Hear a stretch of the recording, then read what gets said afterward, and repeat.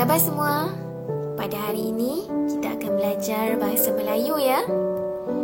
Unit 6, Budaya Kita.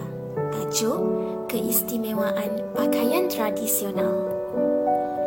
Pada hari ini, kita akan belajar standard pembelajaran 5.1.7, iaitu memahami dan menggunakan kata bilangan dengan betul mengikut konteks. Cikgu harap murid-murid dapat sediakan buku teks Bahasa Melayu Sekolah Jenis Kebangsaan tahun 5. Lihat muka surat 84. Kita akan belajar tentang kata bilangan.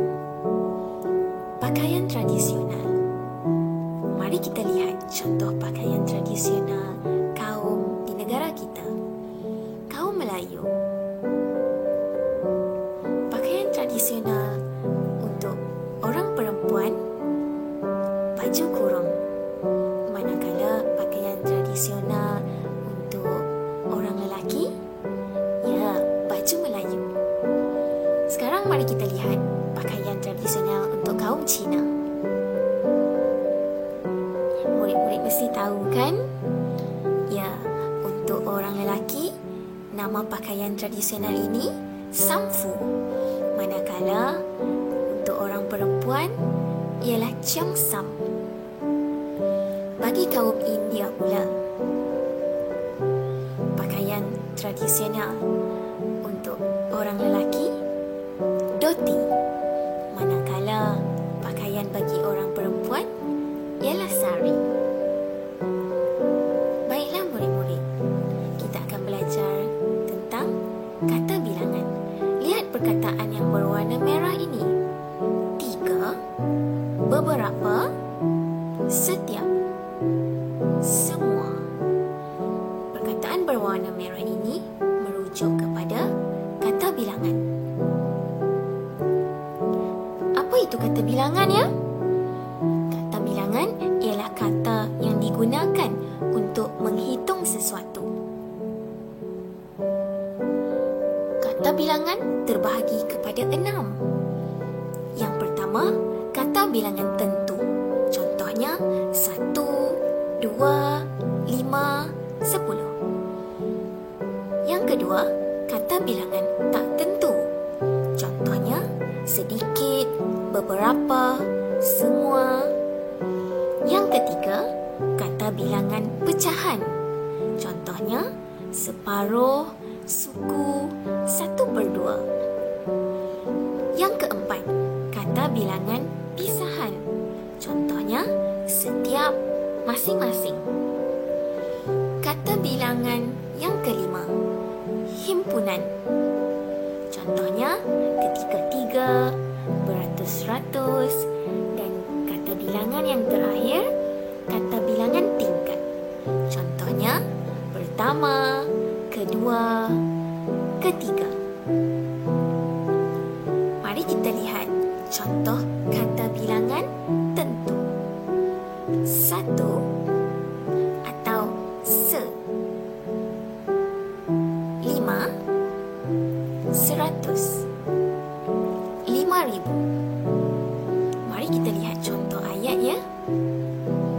3 buku itu di atas meja. 3 buku itu di atas meja.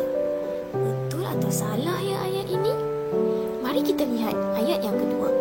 3 buah buku itu di atas meja. Lihat ayat yang pertama. Betul atau salah ya? Ya, ayat yang pertama salah. Ayat yang kedua betul. 3 buah buku itu di atas meja. Tips penting ya. Kata bilangan tentu. Pastikan murid-murid menulis penjodoh bilangan. 3 buah buku. Lihat perkataan se.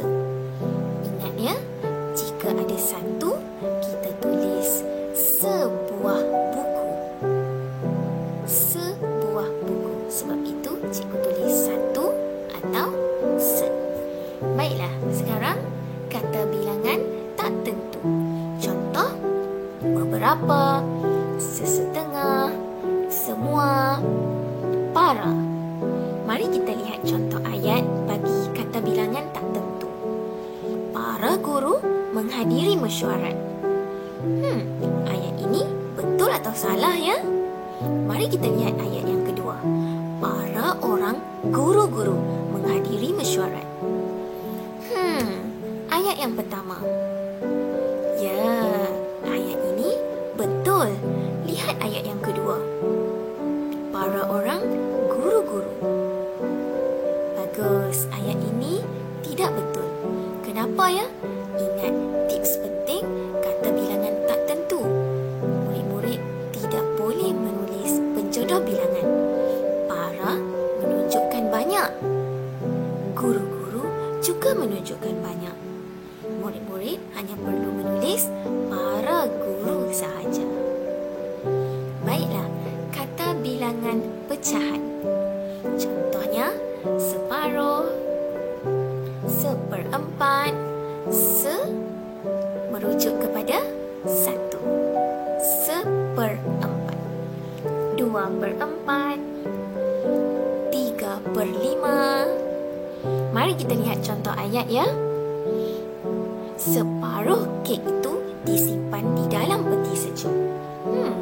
Ayat ini betul atau salah ya? Ayat yang kedua, hanya 1/3 tetamu yang hadir ke majlis itu. Ya, ayat yang pertama menunjukkan ayat yang betul, separuh kek. Yang kedua, betul atau salah ya? Ayat yang kedua juga menunjukkan ayat yang betul, hanya 1/3 tetamu yang hadir ke majlis itu. Sekarang, mari kita lihat kata bilangan pisahan. Contohnya, setiap, tiap-tiap. Maksudnya sama ya? Masing-masing. Mari kita lihat contoh ayat. Puan Hana pergi ke pasar setiap hari. Murid-murid rasa ayat ini betul atau salah? Mari kita lihat ayat yang kedua. Puan Hana pergi ke pasar setiap-tiap hari. Setiap, tiap-tiap. Ayat yang pertama, betul atau salah ya? Ya, bagus. Ayat yang pertama, betul. Lihat ayat yang kedua. Setiap, tiap hari. Bagus. Ayat ini menunjukkan kesalahan pada kata bilangan setiap. Jika ada hanya gunakan setiap saja.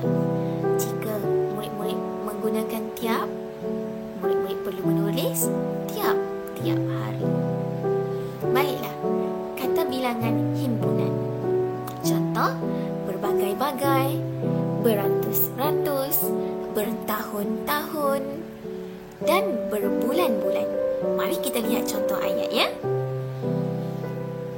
Beratus-ratus sate dihidangkan kepada tetamu.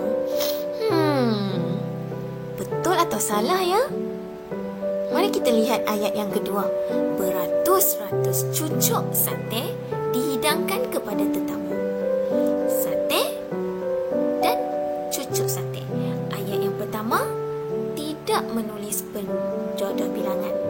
Ayat yang kedua menulis penjodoh bilangan. Betul atau salah ya bagi ayat yang pertama? Bagus. Ayat yang pertama salah. Bagaimana pula ayat yang kedua? Ya, ayat yang kedua ialah ayat yang betul. Bagi kata bilangan himpunan, murid-murid perlu menulis penjodoh bilangan. Itu merupakan tips penting ya. Seterusnya, kata bilangan tingkat. Contoh, pertama, kedua, ketiga, ke-100. Mari kita lihat contoh ayat. Daniel mendapat tempat pertama dalam acara larian 100 meter. Bagaimana ayat ini ya? Betul atau salah? Lihat ayat yang kedua. Suhana ialah anak ketiga Encik Sahak dan Puan Lina. Ayat yang pertama, betul mendapat tempat pertama. Ayat yang kedua, Suhana ialah anak ketiga. Ya, ayat ini juga ayat yang betul. Sekarang, mari kita lengkapkan peta bulatan. Cikgu harap murid-murid dapat menulis kata bilangan yang terdapat dalam buku teks 1, 2, 3, 4 ke dalam peta bulatan. Tajuk keistimewaan pakaian tradisional. Tajuk peta bulatan ini ialah kata bilangan. Murid-murid perlu memasukkan maklumat di setiap penjuru kotak ini. Murid-murid mendapat maklumat daripada siapa, dan cikgu harap murid-murid dapat lengkapkan peta bulatan ini menggunakan kata bilangan yang terdapat dalam buku teks dengan betul. Terdapat 4 kata bilangan. Cikgu harap selepas ini murid-murid dapat menjawab soalan tentang kata bilangan dengan betul. Selamat mencuba.